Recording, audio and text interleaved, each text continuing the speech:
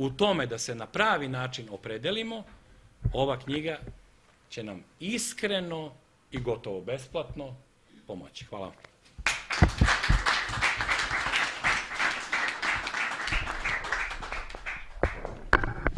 Pa kako čovjek da priča nešto posle ovoga? Ovo je zaista... Osjećam se nedostojan da kažem nešto. Hvala.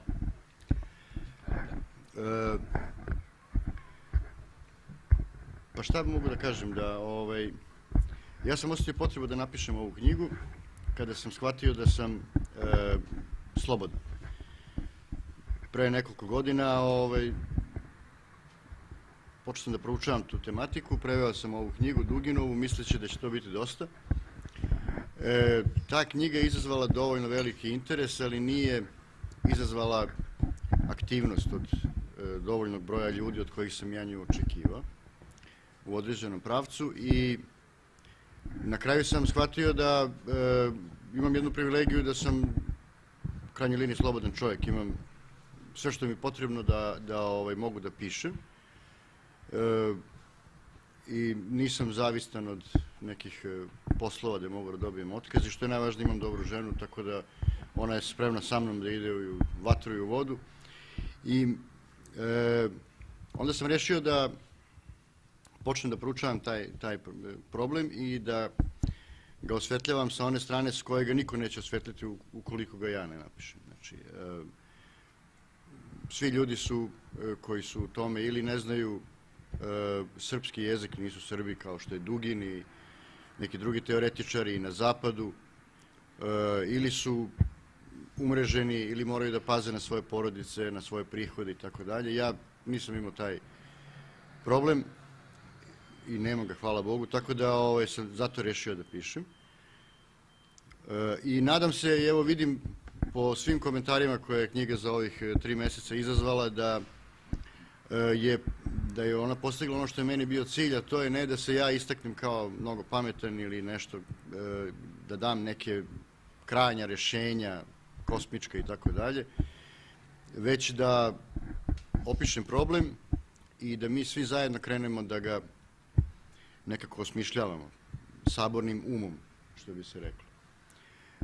Zaista mislim da to nije posao jednog čoveka. Jedan čovjek može da pokrene nešto, može da osvetli sa jedne strane, ali da to bude samo inicijalna kapisla da bi se ljudi okupili oko tog problema i oko rešavanja. Naravno, ja nisam pisao o rešenju zato što jasno je, ja sam na kraju i na početku rekao, jedino rešenje je srpski kod, srpski duh, pravoslavna crkva. Znači, ja zaista ne vidim načina da čovjek koji se ne pričešćuje može da se bori sa takvim stvarima. Verovatno teoretski bi neko možda i mogao, ali to bi već se pretvorilo u neku psihoanalizu, jer bez pomoći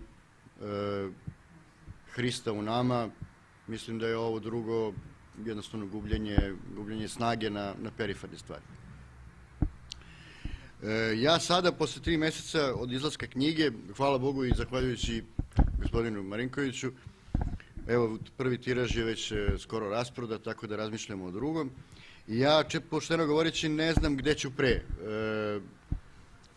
Bila je ideja da se piše, ja već imam spremno za još otprilike ovoliko, a to je politička scena, pravna scena, kultura, umetnost i nauka.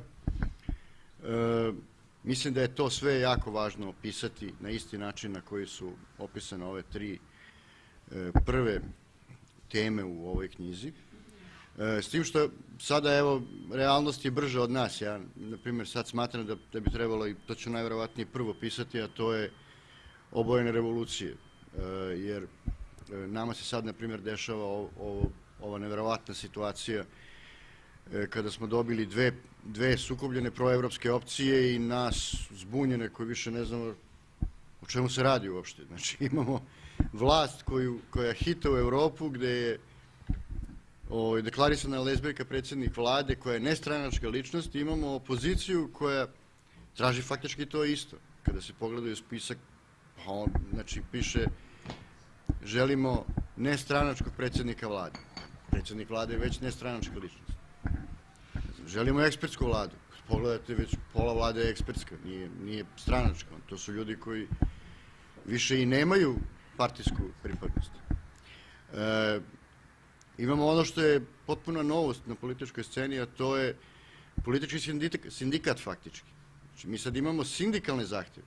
Ovi zahtjevi su politički sindikat.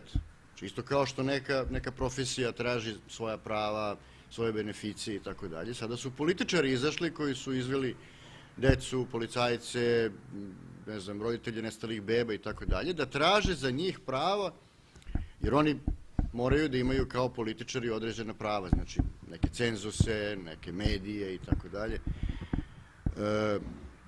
I zaista ovo što je rekao Bokan je zastrašujuće za nas kao Srbe, da ja sam barem šokiran kad vidim da ljudi zaista ozbiljno menjaju Kosovo za par minuta na RTS-u ili spremni su da poginu, nisu spremni da poginu za Kosovo ili za čast otadžbine, već za 3 minuta na RTS-u ili za naslovnu stranicu nekog medija i tako dalje.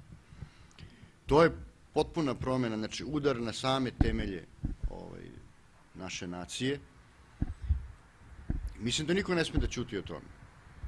Ja sam se dvoumio da li ja smijem da pišem o tome zato što ja nisam vojno lice, nisam oficir po struci, ali kada sam porazgovarao sa nekim oficirima, kada sam video dokle je to došlo da ljudi se bukvalno boje da li će dobiti, ne znam, topli obrok i tako dalje, onda je u ovom trenutku je vreme da svako od nas priča o svemu.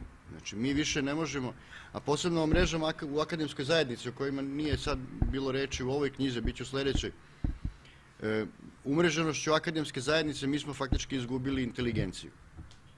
Većina ljudi koja je misleća, koja nešto ima da kaže, koja može malo da osmisli nešto, je umrežena i nema više mogućnost da iznese nešto. Jedino što je donekle slobodno, to su vladike, crkva, mada i to je silovito napadnuto, evo, kao što smo već čuli i za vladiku Maksima, i za vladiku Grigorija, i za Artemija Radosavljevića i tako dalje.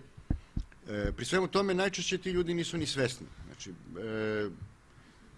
opet kažemo, ono što je tema sljedećih jedne ili dve knjige, možda i 3, su nova oružja. Znači, u ovoj knjizi je obrađen mrežni rat, ali kada se dovoljno duboko zađe u tu problematiku, ne bi da sad prejudiciram, da pričam prerano o svemu tome, ali kada se malo dublje proučava, ja imam sada mogućnosti da se time bavim, dolazi se i do informacionog rata, i do cyber war, i do kiber rata, i do medijskog rata. Ono što je, o tome je više manje pisano, ali na primjer dolazi se do behaviorističkog rata, ono što se na ruskom zove поведенческий vojni, o čemu se na primjer uopšte ne piše i to je neka tajna koja se krije od nas. Mi smo jednostavno kao neki zamorčići, u Rusiji se pomalo piše, negde na zapadu se ponešto čuje,